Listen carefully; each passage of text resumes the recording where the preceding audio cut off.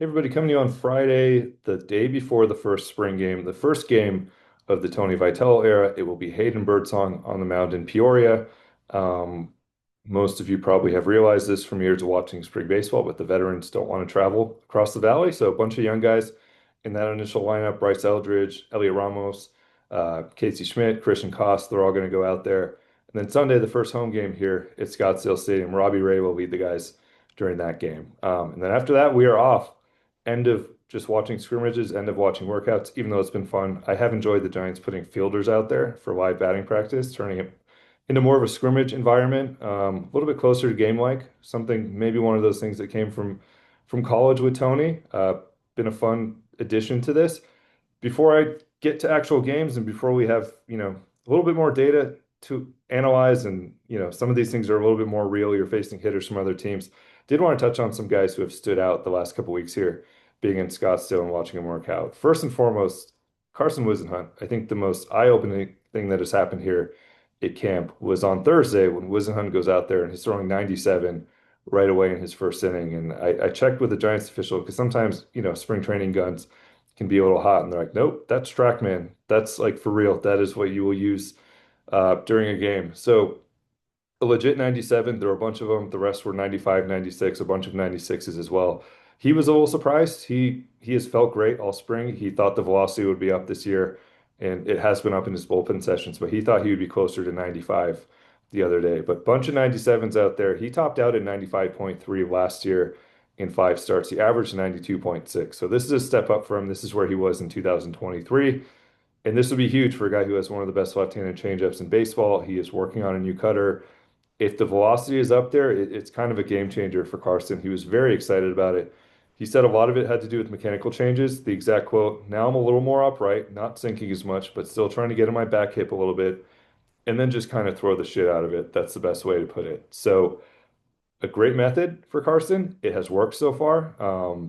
Maybe the highlight of the first couple weeks, I think, for the Giants is how good he looked and the possibility that he could be a real weapon for him. Remember, was a first round caliber talent in college. He has been a top 100 guy in the past. He has been a top prospect for the Giants. So might be one of those post hype things where people have maybe forgotten about him, but he could be a big part of what they do this year. And obviously, there are questions about the rotation in general. They're going to need guys to step up, and maybe it's Carson Wizenhunt.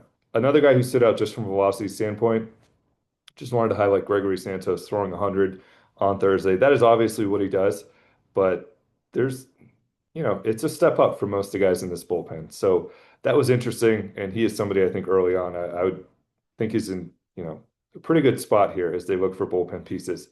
The second person per se that I wanted to highlight here that stood out, I'm cheating. I'm just going to list a bunch of them. It's just the young starters. And they've looked sharp for the most part. Carson Seymour, I don't know if he's, they won't tell us yet who's a starter, who's a reliever. I think he's more on that reliever end, just given the starting depth they have, some of the guys ahead of him. He looked really good the other day, struck out Luis Arias and Willie Adames to start his simulated game. Obviously, Arias never strikes out, so positive for him. I thought Trevor McDonald looked great when we saw him. Landon Roop, a good first inning, a rockier second inning, but still, he is, velocity was good for him. It was pretty firm, and he has looked good as well. So they're going to need these young guys. Last year, obviously, a big part of what happened was not too many young guys stepped up. Landon did, but Kyle Harrison gets traded. Hayden Birdsong took a step back in the middle of the season.